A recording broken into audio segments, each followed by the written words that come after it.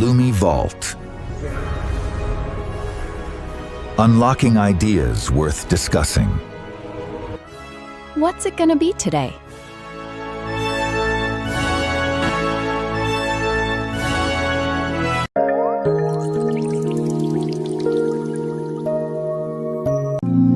You know, usually when we talk about a medical diagnosis, there's this expectation of clinical precision. Right. Like you break your arm, the x-ray shows that jagged white line, and the doctor just points at it. Broken or not broken, it's clean. Completely objective. Exactly. But step into the world of personal finance, of high-stakes investing and strategic decision-making, and that x-ray machine is, well, it's completely useless. We're operating in diagnostic muddy water. Yeah, that's a really good way to put it. And today, our mission for this deep dive is to solve a pretty baffling paradox that exists in those waters.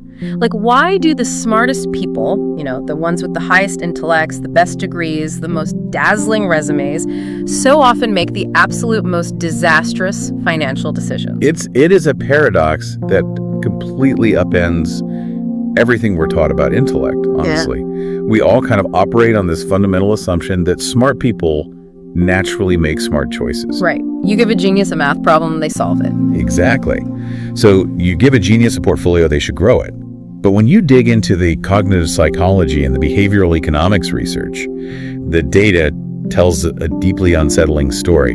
High intelligence is, it's frequently a massive liability. Okay, let's unpack this, because there's a brilliant analogy from Warren Buffett in our sources today that perfectly captures the tension here. He suggests thinking of your IQ, like your standard intelligence quotient, as the horsepower of an engine. I love this analogy. Yeah, it's so good. You can have a massive, roaring 400 horsepower brain, but your RQ, your rationality quotient, is the actual output that makes it to the wheels. Right. And we all know people with those 400 horsepower brains who only get like 100 horsepower of actual output because they completely lack the rationality to put that power to the pavement. They just spin their wheels and burn out.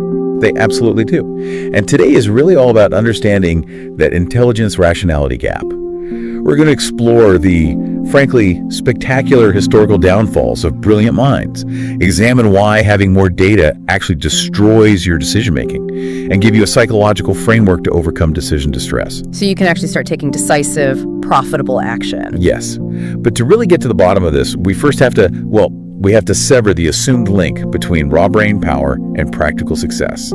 Cognitive scientist Keith Stanovich actually coined a really fascinating term for this disconnect. He calls it dysrationalia. Dysrationalia, so like dyslexia, but for rational thought. Precisely the same root concept, yeah. It describes a person's inability to think and behave rationally despite having adequate or even exceptional intelligence. Wow. Stanovich argues that standard IQ tests entirely miss the point of how we navigate the real world. He actually breaks rationality down into two distinct buckets. Okay, what are they? First, you have epistemic rationality. This is essentially about how well your beliefs map onto the actual objective structure of the world. Like, are you seeing reality clearly, or are you just seeing what you want to see? So epistemic rationality is just having an accurate map of the territory, not walking into a wall because you convinced yourself it was a door. That's a great way to put it, yeah. The second bucket is instrumental rationality. This one is behavioral. It's about acting in a way that maximizes your goals given the resources you actually have. Okay, so applying it. Right. Think of it this way. An IQ test measures your ability to spot patterns in a sequence of shapes or solve an abstract logic puzzle in a sterile room. It does not measure if you're actually making choices that prevent you from going bankrupt. Or if you know how to de-escalate a panic when the market drops, right? Exactly. And this brings us to a phenomenon the research calls the curse of expertise. You see this constantly with highly educated professionals. Oh, like doctors, engineers, lawyers. Yeah, exactly. You would naturally assume these folks would be phenomenal investors. I mean, they're analytical, they're disciplined, they study hard. Yeah, they literally study for a living. But the data shows they are incredibly prone to horrific financial choices. The psychology behind why that happens is fascinating, especially when you look at the medical field. In the financial advisory world, there's this recognized behavioral hurdle, often referred to as the God complex. The God complex. That sounds pretty intense. Well, think about the daily life of a specialized surgeon. They are accustomed to being the ultimate, unquestioned authority in the room. People's lives literally depend on them having the correct answers at all times. Right. So after years of operating in an environment where you are revered for your supreme competence, asking a financial planner for advice can subconsciously feel like a humiliating admission of weakness. Oh, wow. So they project their immense competence in medicine directly onto the stock market. Exactly. They assume that mastering one highly complex technical field means they automatically understand another. But the stock market does not care where you went to medical school. No, it does not. It doesn't respect your residency. And this creates what researchers call the intelligence trap. Because these highly intelligent people, they don't just make ordinary mistakes. Right. They use their immense brain power to build these incredibly elaborate, bulletproof arguments to justify those mistakes. It's called motivated reasoning. Yes, motivated reasoning is huge here. Like, if a brilliant corporate lawyer makes a terrible speculative investment in a sketchy biotech startup, they won't just look at the dropping stock price and admit they were wrong. They'll use their massive intellect to find tiny, obscure loopholes in the clinical trial data to prove why they are actually a visionary. And that the entire global market is just temporarily confused. Highly intelligent people possess a much larger bias blind spot. Yeah. Because their cognitive processing speed is so high, they are exceptionally skilled at dismissing evidence that contradicts their core beliefs. They can just mentally outmaneuver the warning signs. Right. They become trapped in their own intellectual echo chambers, using their genius not to seek the truth, but basically to protect their egos. Now, wait a minute. Let me push back on this a little. Sure. Because isn't being data-driven the holy grail of modern business? Like, we are constantly told from business school to corporate boardrooms to gather more data, run the analytics, do our research. How can gathering more information actually hurt someone's financial outcomes? That assumption is precisely what we call the information myth. Technical experts, engineers, analysts, doctors, they fall into this trap constantly. They prioritize raw data over intuition, operating on the false premise that if they just gather enough information, they can mathematically guarantee a positive outcome. Treating the stock market like a physics equation. Exactly. But Herbert Simon, who was a pioneer in cognitive psychology, introduced a concept called bounded rationality that completely destroys this myth. Simon pointed out that humans have a strictly finite cognitive capacity. You can only process a certain amount of variables at any given time. Because the human brain is a biological organ, not a supercomputer. I mean, we make something like 35,000 decisions a day just living our lives. Right. And when you flood that biological organ with endless data points, quarterly earnings reports, geopolitical news, real-time ticker fluctuations, you do not achieve clarity. You just get overwhelmed. You experience what Simon called a poverty of attention. The sheer wealth of information consumes your cognitive bandwidth. Your prefrontal cortex, the logical planning part of your brain, essentially gets hijacked by anxiety. Oh, wow. You start seeing conflicting metrics. The true signal gets completely lost in the deafening noise, and this leads directly to decision paralysis. You just freeze. It's like staring at 50 different GPS routes on your phone and just putting the car in park because you can't calculate which one is 3 seconds faster. Yes. And in the financial world, parking the car is often the most catastrophic move. Because doing nothing is still a decision. It is the decision to absorb the full impact of whatever is happening around you without taking defensive action. So if massive intellect and mountains of data actually cause paralysis and blind spots, what happens when you give the smartest guys in the room billions of dollars and virtually endless data? History actually gives us a pretty terrifying answer to that. It does. The fall of long-term capital management, or LTCM, in the late 90s. LTCM is the ultimate multi-billion-dollar cautionary tale of the intelligence trap. This was a hedge fund founded by John Merriweather, who was a legendary bond trader. But the real draw, the reason Wall Street threw billions at them, was his team. Right, he brought on Myron Scholes and Robert Merton. Exactly. And these were not just smart guys. They were economists who literally won the Nobel Prize for their mathematical models on pricing options and derivatives. Warren Buffett actually commented on this exact team. He noted they had the highest average IQ of any 16 people working together in one business in the country. They had over 400 years of combined elite market experience. It's staggering. And they had hundreds of millions of their own personal net worth tied up in the fund, so the incentives were perfectly aligned. And for a few years, they seemed invincible, generating astronomical returns of around 40% a year.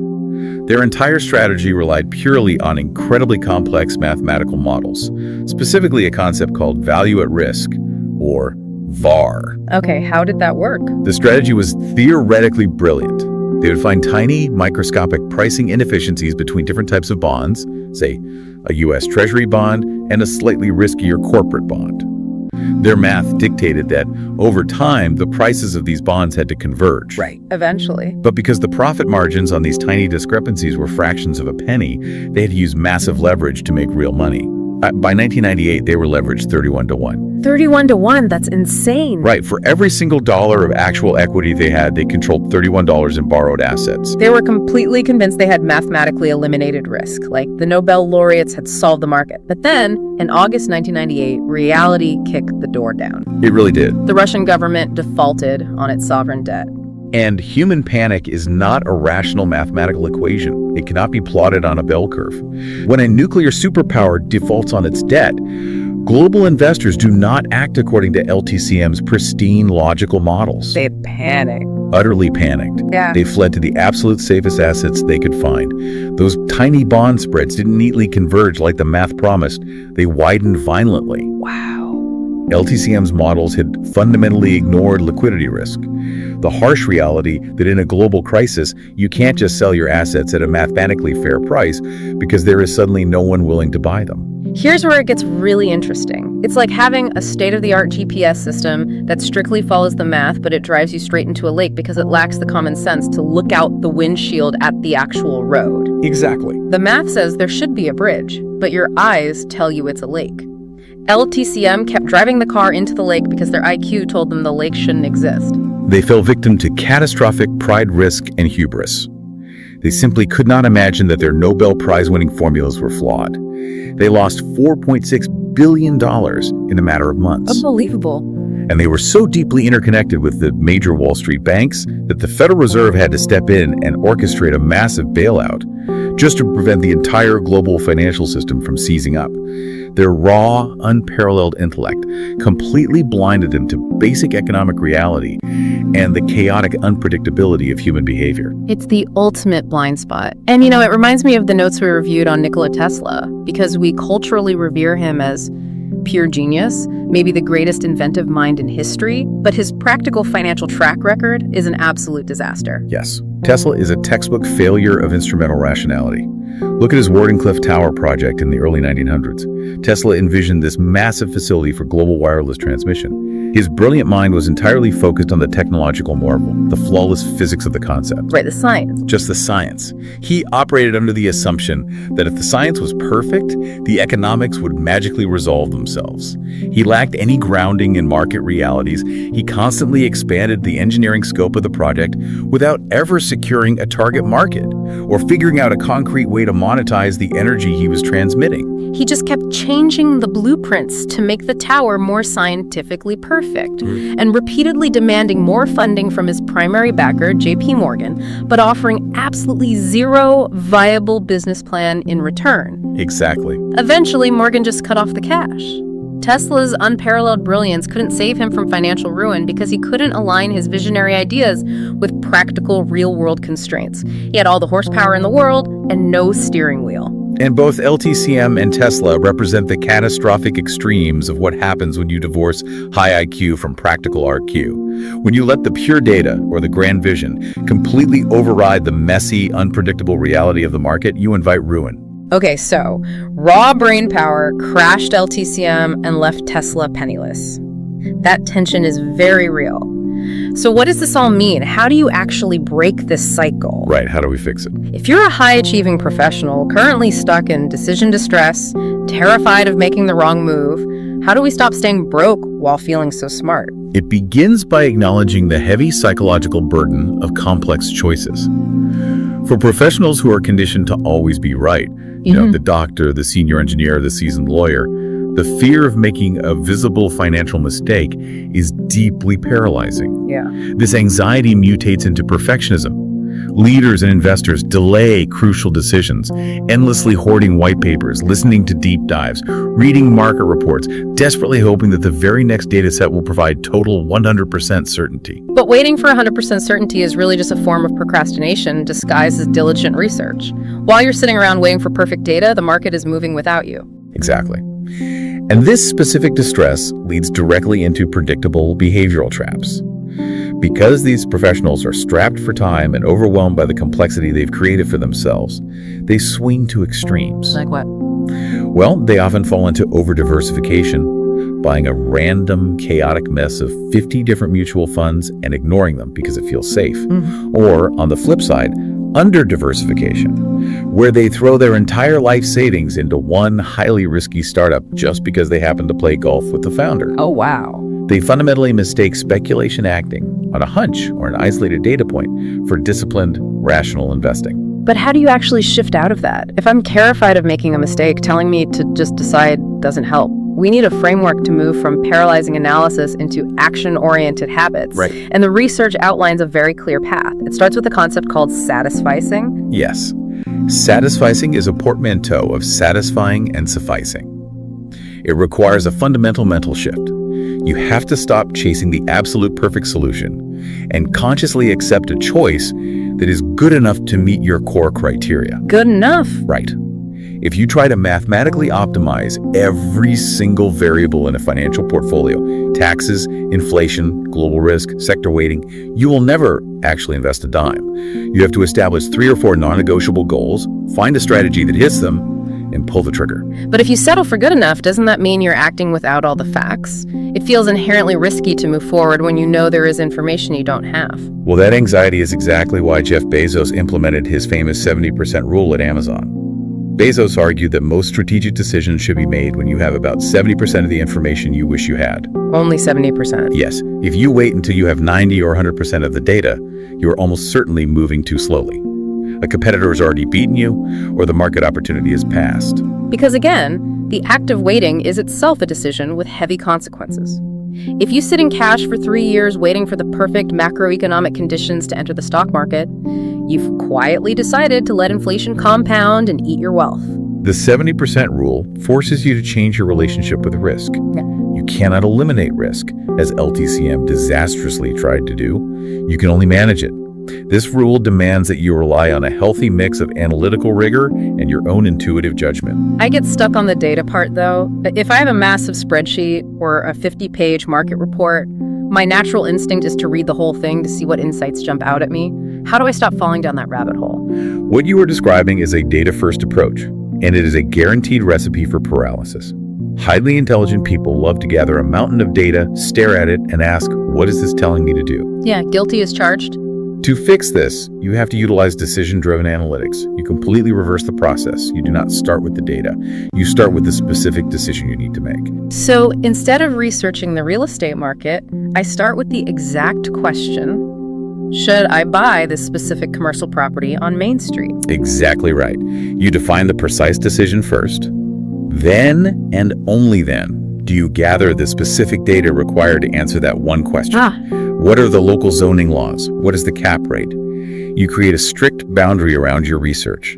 This prevents you from endlessly scrolling through national housing trends that have nothing to do with your specific choice.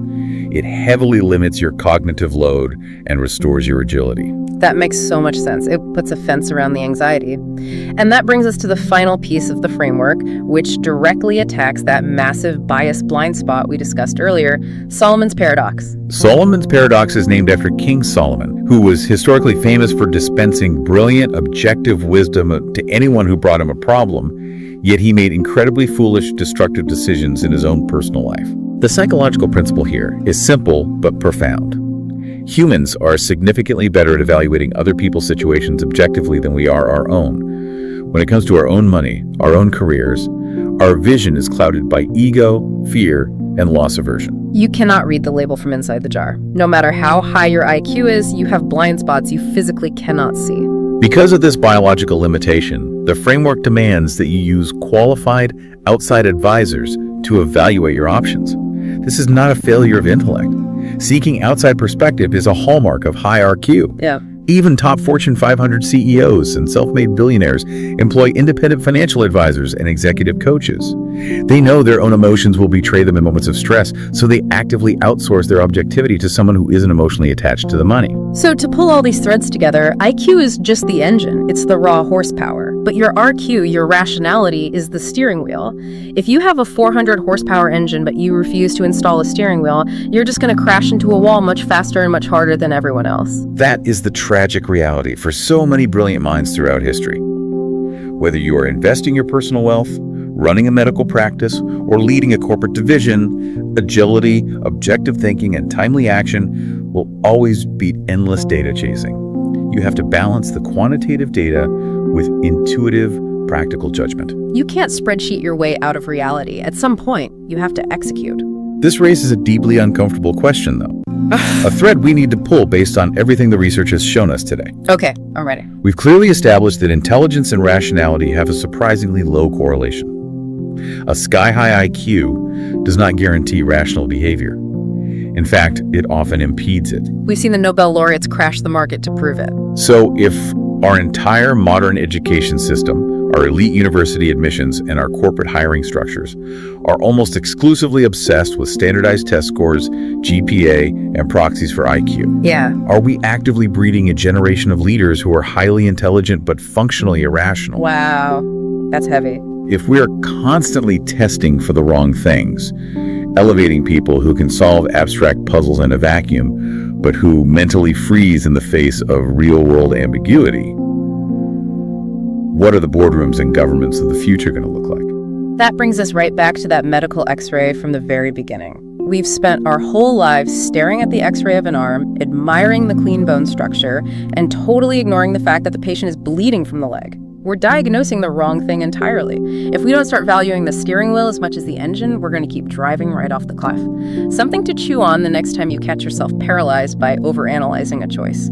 Until next time, keep digging deeper.